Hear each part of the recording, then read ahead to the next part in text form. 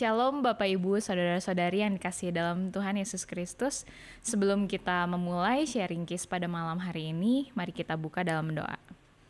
Bapa, terima kasih Tuhan untuk setiap berkat Engkau, penyertaan Engkau Tuhan yang begitu luar biasa dalam kehidupan kami Tuhan. Dan jikalau sebentar kami akan mendengarkan Tuhan Yesus sedikit bagian dari firman Engkau, biar Roh Kudus Engkau yang berbicara secara pribadi Tuhan Yesus ke atas setiap kami. Kayak mau buka hati kami, kayak mau buka telinga kami, biar Engkau yang pimpin Tuhan Yesus Kis ini dari awal hingga akhirnya. Terima kasih Bapa, dalam nama Tuhan Yesus kami sudah berdoa dan mengucap syukur. Amin. Tidak terasa kita sudah memasuki bulan Desember dan sebentar lagi kita akan merayakan Natal. Kalau kita mendengar kata Natal atau kita mau memasuki momen Natal, biasanya apa sih yang muncul di pikiran kita? Mungkin kita berpikir, wah Natal nih saatnya kumpul bersama dengan keluarga. Jadi yang kuliah di luar kota atau yang bekerja di luar kota, mereka kembali ke kota asal. Atau mungkin kita langsung atur schedule kumpul bersama teman-teman. Kita planning tuker kado dan sebagainya. Atau mungkin kita langsung kepikiran saatnya belanja pohon Natal nih dan ornamen-ornamen Natal untuk dekoran di rumah. Atau mungkin yang bekerja berpikir, wah Natal saatnya liburan nih, saatnya saya lepas sejenak dari rutinitas. Dan mungkin masih banyak pikiran lain gitu ya yang berhubungan dengan Natal. Kalau kita lihat sekarang, Natal sudah dirayakan secara universal. Kalau kita masuk ke mall, begitu awal Desember, mereka sudah menghias mall dengan dekoran-dekoran Natal. Mereka adakan flash sale besar-besaran gitu, diskon besar-besaran. Atau kalau kita mengunjungi kafe, biasanya kafe itu juga dekornya berhubungan dengan Natal atau mungkin memutar lagu-lagu Natal. Bahkan yang nyeleneh juga tempat hiburan malam, mereka ada tempat hiburan malam yang membuat suasana Natal di tempatnya itu dan merayakan Natal itu gitu di situ. Jadi memang Natal sudah dirayakan secara universal dan kadang orang-orang Kristen seringkali terjebak. Kita berpikir Natal itu identik dengan pesta, identik dengan perayaan. Kita lebih cenderung menikmati suasana Natal tanpa merenungkan kembali apa makna Natal yang sebenarnya. Lewat sharing pada malam hari ini, kita akan diingatkan lewat 2 poin, apa sih makna Natal yang sejati? Seharusnya apa yang kita lakukan ketika kita memasuki momen Natal? Kita langsung masuk ke poin pertama. Jadi, yang pertama, Natal adalah momen untuk kita merenungkan kembali kasih Allah yang begitu luar biasa, yang Allah wujudkan lewat karya penebusan. Kita mau baca di Yohanes 3 ayat 16. Mungkin ini ayat yang sudah sangat sering kita dengar, tapi kita mau baca ini per kalimat dan kita mau merenungkan lebih dalam makna dari ayat ini. Yohanes 3 ayat 16. Karena begitu besar kasih Allah akan dunia ini, sehingga ia telah mengaruniakan anaknya yang tunggal. Karena begitu besar kasih Allah akan dunia ini, sehingga Allah mengaruniakan putranya satu-satunya, anaknya yang tunggal. Supaya setiap orang yang percaya kepadanya tidak binasa, melainkan beroleh hidup yang kekal. Itu wujud kasih Allah yang luar biasa, kasih Allah yang begitu besar. Ia mengorbankan anaknya yang tunggal. Perlu diingat, kita manusia tidak bisa menyelamatkan diri kita sendiri. Kita manusia tidak bisa dengan usaha kita melepaskan diri dari kubangan dosa, nggak bisa. Kita nggak bisa mengubah natur keberdosaan kita. Ini murni karena anugerah dari Allah. Tadi karena Allah begitu mengasihi ciptaannya. Jadi Allah pengen hubungan yang dulu terputus karena kejatuhan, Allah pengen itu menjadi pulih. Makanya Allah bikin plan penebusan ini. Di 1 Yohanes 4 pun menyatakan yang sama. Kita mau buka juga di 1 Yohanes 4 ayat 9 sampai 10. Ayat 9, dalam hal inilah kasih Allah dinyatakan di tengah-tengah kita, yaitu bahwa Allah telah mengutus anaknya yang tunggal ke dalam dunia, supaya kita hidup olehnya. Ayat 10, inilah kasih itu, Bukan kita yang telah mengasihi Allah, tetapi Allah yang telah mengasihi kita dan yang telah mengutus anaknya sebagai pendamaian bagi dosa-dosa kita. Jadi tadi sekali lagi, Allah begitu mengasihi dunia ciptaannya. Dan Allah mewujudkan kasih itu lewat karya penebusan.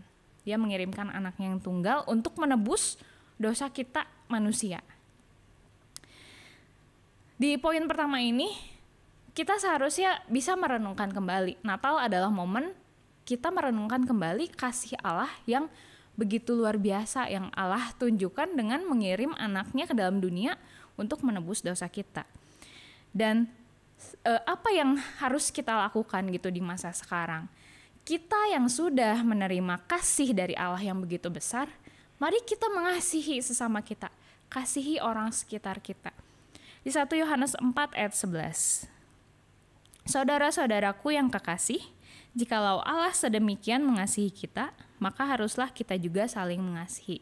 Jadi untuk kita yang sudah merasakan kasih Allah yang begitu besar, mari kita bagikan kasih itu untuk sekitar kita. Mungkin banyak teman-teman kita yang mengalami kesendirian, yang belum kenal siapa Tuhan Yesus, kita perlu bagikan kasih untuk mereka. Banyak sekali cara yang bisa dilakukan ya.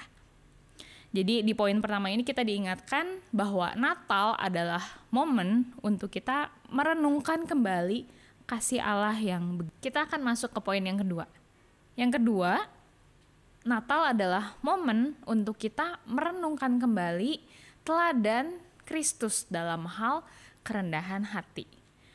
Jadi sepanjang hidup Kristus banyak sekali contoh yang Yesus praktekkan di depan murid-muridnya dalam hal kerendahan hati. Bahkan dari lahir pun sampai dia mati di kayu salib, itu adalah suatu bentuk contoh kerendahan hati yang Tuhan praktekkan untuk dunia ini di depan manusia. Kita mau buka ayatnya di Filipi 2 ayat 6 sampai 8. Ayat 6, yang walaupun dalam rupa Allah, tidak menganggap kesetaraan dengan Allah itu sebagai milik yang harus dipertahankan, melainkan telah mengosongkan dirinya sendiri dan mengambil rupa seorang hamba dan menjadi sama dengan manusia. Dan dalam keadaan sebagai manusia, ia telah merendahkan dirinya dan taat sampai mati, bahkan sampai mati di kayu salib. Jadi perikop Filipi yang tadi kita baca itu isinya nasihat Paulus untuk jemaat Filipi agar mereka bisa merendahkan diri, merendahkan hati. Dan Paulus ambil contoh yang udah paling the best, yaitu Yesus Kristus sendiri.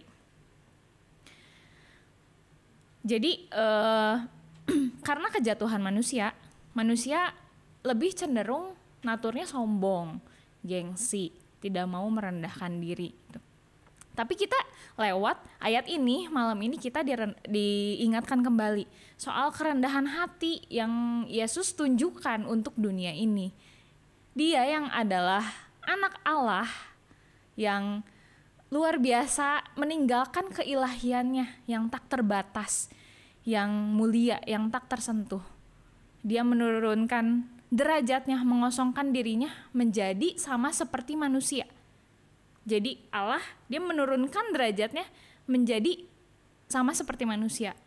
Dan dia tidak mengambil rupa seorang raja atau rupa seorang pembesar, tapi seorang hamba yang mungkin levelnya lebih di bawah lagi. Dia lahir bukan di kota besar, bukan di Roma atau di Yerusalem, tapi Kristus lahir di kota kecil bernama Bethlehem. Dia lahir bukan di istana, tapi di tempat yang hina, di dalam palungan. Itu semua dia lakukan agar bisa mati bagi dosa-dosa manusia. Jadi di momen itu Allah seperti menjungkir balikan tatanan hidup manusia yang sombong, yang gengsi, yang tidak mau merendahkan diri. Kita manusia apa sih sebenarnya? Tapi kita seringkali terlalu fokus sama mungkin jabatan kita, terlalu mengagung-agungkan status kita, status sosial kita, kehidupan ekonomi kita. Padahal kita siapa sih? Kita bukan siapa-siapa. Allah aja yang begitu luar biasa, Kristus yang begitu luar biasa, mau merendahkan dirinya sampai menjadi seperti manusia, menjadi manusia. Saya pun jadi teringat satu kisah kehidupan Yesus ketika di dalam dunia. Pasti kita sudah sangat sering dengar cerita Yesus membasuh kaki murid-muridnya ya. Saya pun sama sering dengar cerita ini, bahkan sejak di sekolah minggu sampai saya biasa aja mendengar cerita, oh Yesus membasuh kaki muridnya, sampai biasa aja tanpa saya merenungkan kembali makna yang begitu dalam di cerita itu. Kita malam ini mau coba lihat ayat Yohanes 13 ayat 4 sampai 5. 13 ayat 4. Lalu bangunlah Yesus dan menanggalkan jubahnya. Ia mengambil sehelai kain lenan dan mengikatkannya pada pinggangnya. Yesus yang adalah guru, dia menanggalkan jubahnya dan mengikatkan kain pada pinggangnya. Kalau kita mau lihat-lihat di latar belakang Perjanjian Baru, jadi tanda seorang budak itu diikatkan kain pada pinggangnya. Dan Tuhan menyatakan itu, melakukan itu di depan murid-muridnya. Dia merendahkan dirinya sama seperti budak gitu saat itu. Itu hal simbolik yang Yesus lakukan saat itu. Yesus menanggalkan jubahnya dan mengikatkan kain di pinggangnya. Jadi dia merendahkan diri sampai selevel budak gitu. Di ayat 5-nya, kemudian ia menuangkan air ke dalam sebuah basi dan mulai membasuh kaki murid-muridnya, lalu menyekanya dengan kain yang terikat pada pinggangnya itu. Suatu hal yang tidak lazim dilakukan oleh seorang guru besar lagi. Dia membasuh kaki murid-muridnya. Itu hal yang dilakukan oleh seorang budak atau pelayan gitu. Tapi Tuhan Yesus melakukan itu kepada murid-muridnya. Apakah Yesus nggak tahu gitu Petrus nanti akan menyangkal dirinya? Yesus tahu, tapi Yesus tetap membasuh kaki Petrus. Apakah Yesus nggak tahu Yudas sebentar lagi akan mengkhianati dia? Yesus tahu, tapi Yesus tetap praktekkan kerendahan hati, membasuh kaki Yudas. Gitu. Jadi sebuah contoh yang menurut saya sangat-sangat amazing, luar biasa. Tuhan Yesus yang adalah guru, dia menanggalkan jubahnya. Dia menyatakan dirinya sebagai sama levelnya sebagai budak gitu dan membasuh kaki murid-muridnya. Kemudian di ayat 12 sampai 15. Sesudah ia membasuh kaki mereka, ia mengenakan pakaiannya dan kembali ke tempatnya. Lalu ia berkata kepada mereka, "Mengertikah kamu apa yang telah kuperbuat kepadamu?" Ayat 13. "Kamu menyebut aku guru dan Tuhan, dan katamu itu tepat, sebab memang akulah guru dan Tuhan. Jadi jikalau aku membasuh kakimu, aku yang adalah Tuhan dan gurumu, maka kamu pun wajib saling membasuh kakimu. Sebab aku telah memberikan suatu teladan kepada kamu, supaya kamu juga berbuat sama seperti yang telah kuperbuat kepadamu." Kisah ini bukan cuman harus dipraktekkan sama murid-muridnya, tapi untuk kita juga yang memang adalah murid-murid Yesus di masa sekarang. Gitu. Kita harus praktekkan kerendahan hati ini. Pertanyaan untuk kita renungkan pada malam ini, di poin yang kedua. Sudahkah kita punya karakter seperti Kristus dalam hal kerendahan hati? Di cerita ini menggambarkan perendahan hati Yesus yang luar biasa gitu.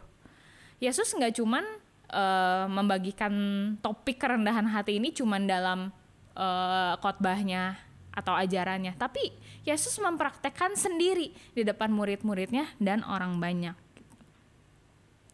Dan untuk kita pun pada zaman ini, di poin kedua ini kita diingatkan Natal seharusnya menjadi momen perenungan kita akan karakter Kristus dalam hal kerendahan hati. Kita yang adalah anak-anak Kristus, anak-anak Allah, kita harusnya punya karakter yang sama. Kita harus mengenakan jubah kerendahan hati. Bukannya kita terlalu sombong dengan jabatan atau status kita. Pertanyaannya, bisakah kita menanggalkan semuanya itu? Menanggalkan maksudnya bukan berarti kita nggak mau ambil ya jabatan yang ditawarkan, bukan seperti itu. Tapi bisakah kita tidak memandang status atau jabatan kita, mungkin ekonomi kita yang lebih tinggi dari orang lain, bisakah kita tidak memandang itu?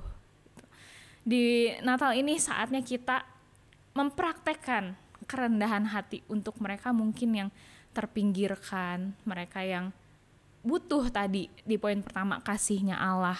Bisakah kita mempraktekkan itu? Jadi malam ini kita semua diingatkan kembali lewat 2 poin apa makna Natal yang sejati.